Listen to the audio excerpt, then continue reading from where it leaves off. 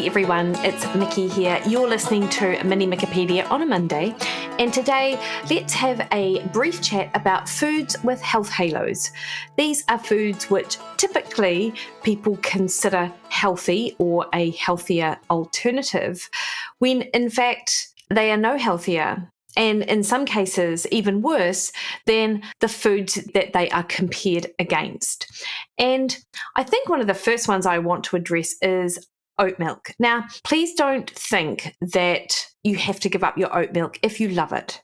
I just don't want you to think that it is a healthier alternative than other either milks or milk substitutes.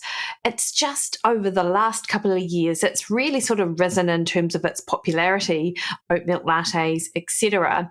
And many people have these because they think it's a better option than, say, cow's milk or another plant milk alternative.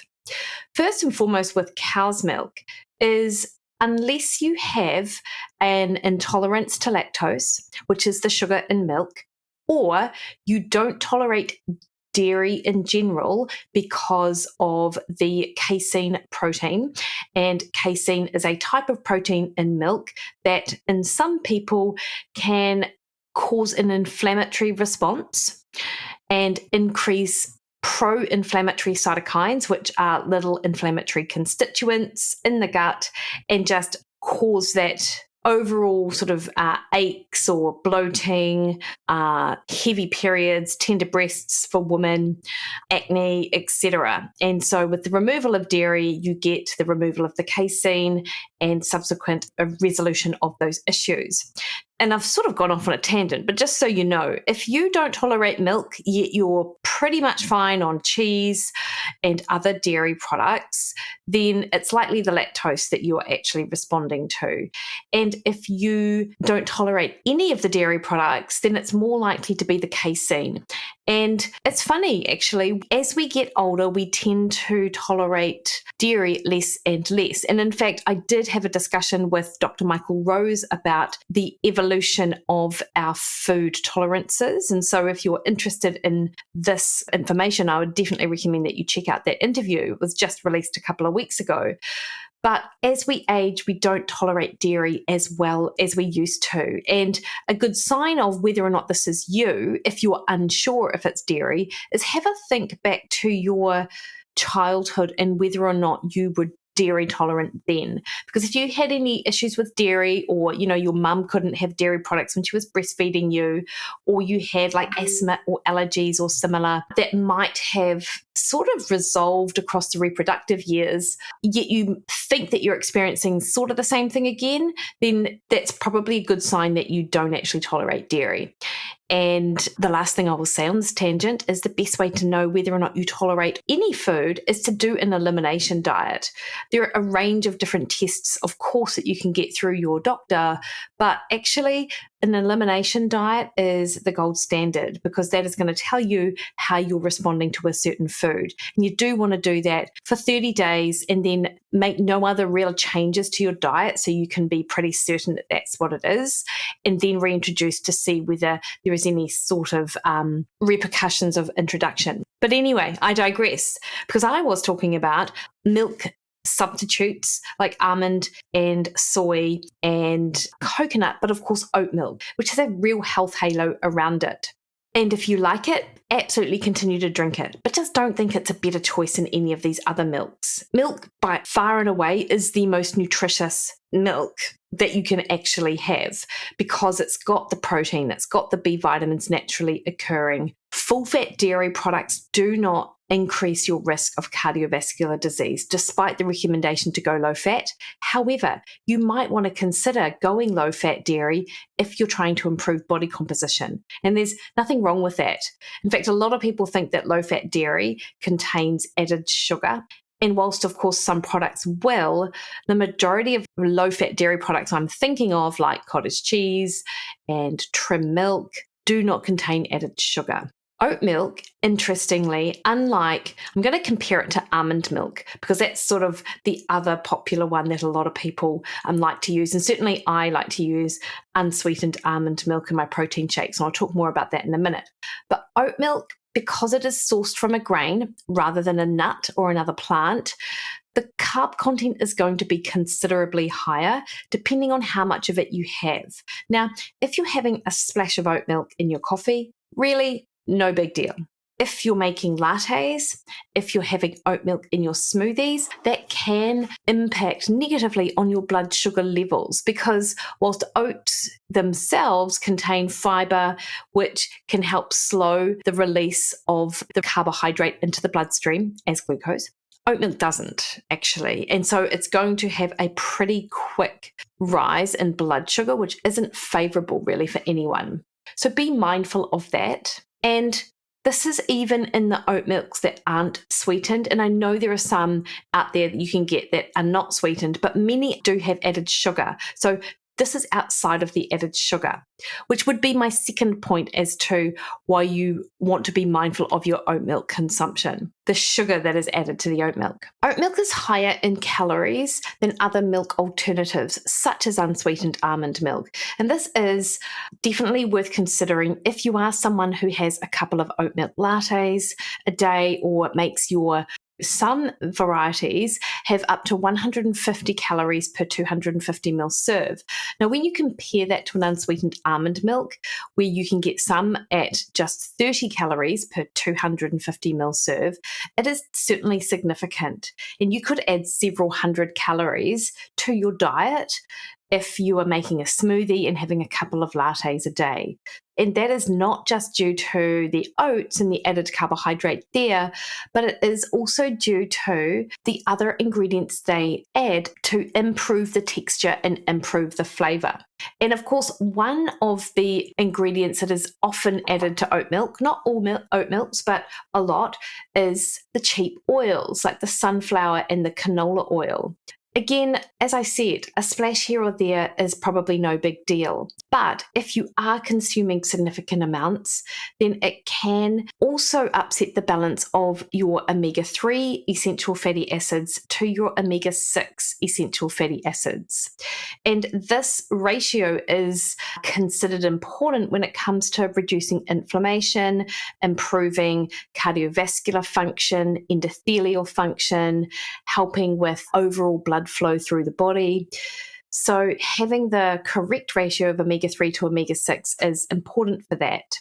And it's typically an issue in the Western diet because we don't consume that many foods that have a high amount of omega-3s, such as salmon, mackerel, sardines, and we overconsume the omega-6 fatty acids. So omega-6 fatty acids in of themselves, and you find them in a range of foods like nuts and seeds and meats and avocados. Now, those that are naturally occurring are not that much of a big deal, but it's just that the omega-6s are also contained in a lot of the cheap industrial oils that we find in packaged foods, such as oat milk, crackers, biscuits, those pea snacks and things like that.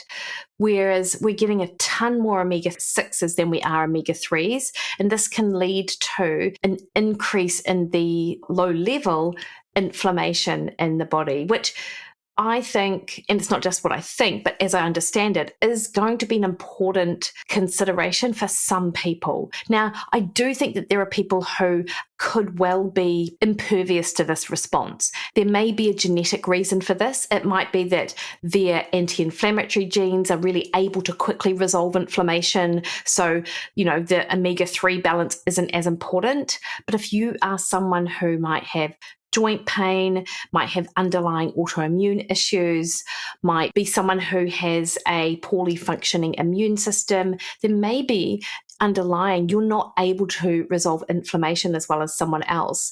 And this is where this omega-3, omega-6 ratio might be even more important than for someone else. But equally, it is important. And so if you are having several hundred milliliters of oat milk a day, then you are going to be upping considerably the amount of those omega-6 oils and those cheap oils. So that is something else to consider with oat milk. And there are definitely, if you look at the ingredient list of oat milk, on some brands, it's just got an absolute sort of laundry list of different ingredients. And so to look at that and think that it's a healthier alternative to these other milks, or particularly cow's milk if you don't have an intolerance to it, is sort of mind-boggling to me, actually. And whilst oats are naturally gluten-free, they can be contaminated with gluten if processed in facilities that also handle wheat, barley, or rye. So this would be a concern with anyone with a gluten intolerance. And I can't tell you how much of an issue it is. There is, oats are sprayed with glyphosate if they're not organic oats, and some people are really sensitive to that as well. So for all of these reasons, I would just say that if you're choosing oat milk because you think it is healthier, then I do want to disabuse you of that notion, because it is not healthier. However, this doesn't mean that I think you absolutely must give up your oat milk consumption if it's the thing that you like. It just might mean that you need to make other adjustments elsewhere in your diet so it fits nicely within your overall sort of food plan. And this might mean for you that you use oat milk in a latte because that's when you really love it, and you get a small one, yet you choose either water or almond milk in your smoothie, for example. It might also mean that you are much more considered with your omega-3 content of your diet, so you increase the amount of salmon, mackerel, or sardines that you might be consuming, or you take a fish oil or an omega-3 supplement to help offset the increase in those omega-6 fatty acids. And it might mean that you look at your overall calorie intake and make adjustments in other areas to allow for the additional calories in oat milk. Now, what I will add as a caveat is I don't think almond milk is a great milk either. It is just a useful substitute, almost like structured water, that people like to use in their protein smoothies. And this is why I use it, actually, because it does add a little bit more body to that. And some almond milks are fortified. How well we absorb the fortified nutrients, and by fortified, I mean that they have added nutrients to something that would otherwise not contain them.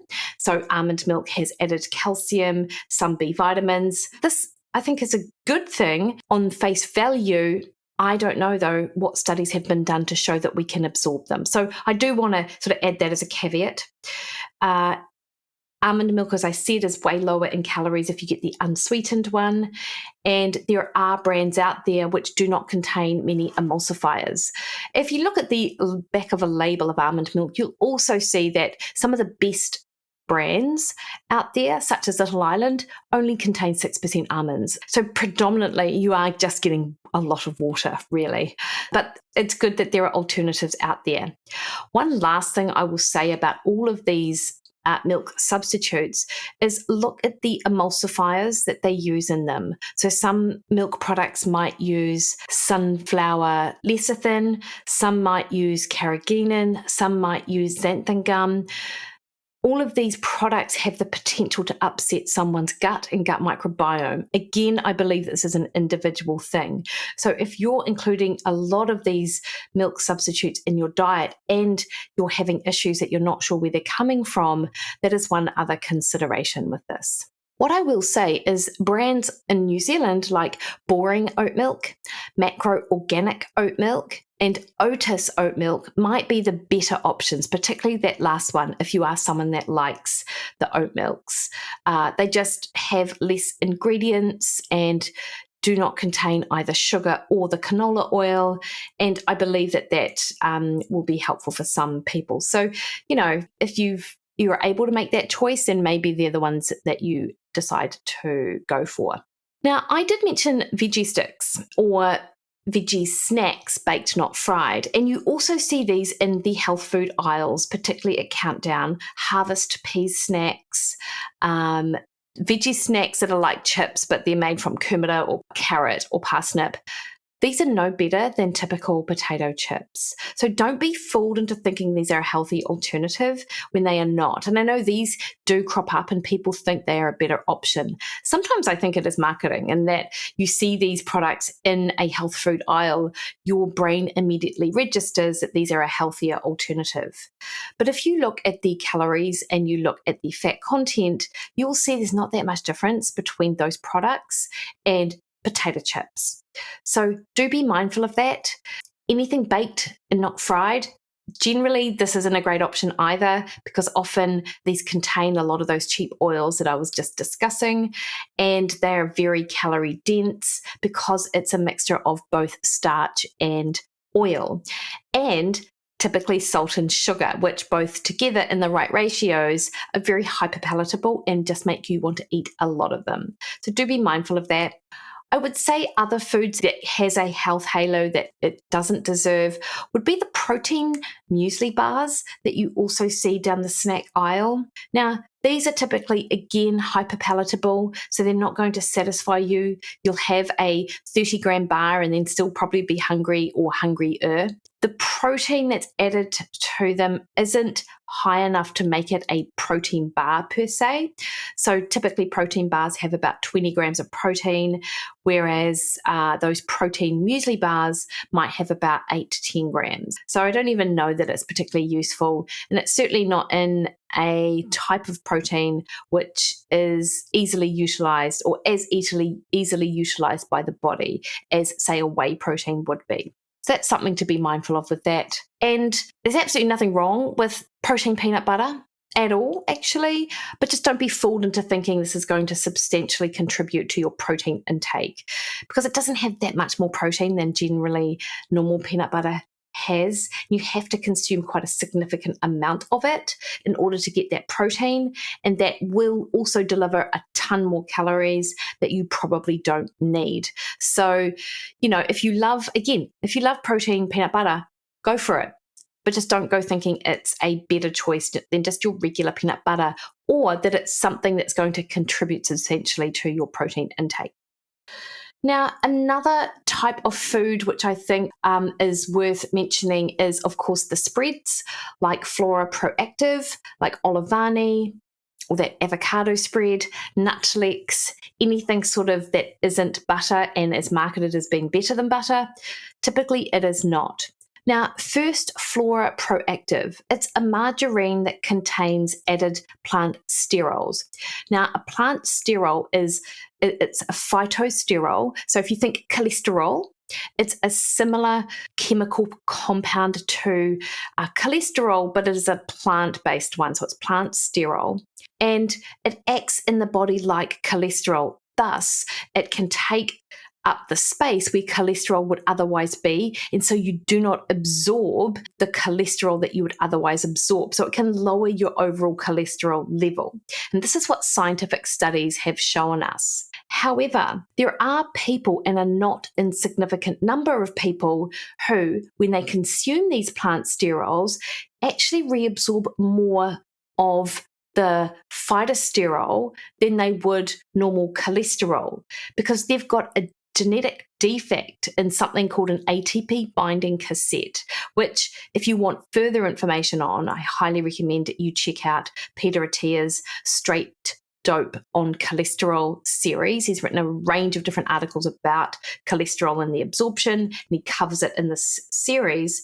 But that defect that some people have makes those phytosterols even more atherogenic.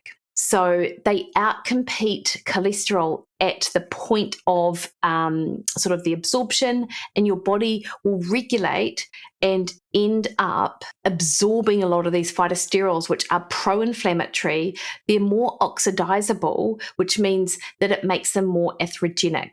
So you've got these plant sterols, which in science and clinical studies lowers cholesterol, but in reality, in some people, increases the risk of atherosclerosis, so of that cholesterol actually being absorbed and forming plaque on the arteries.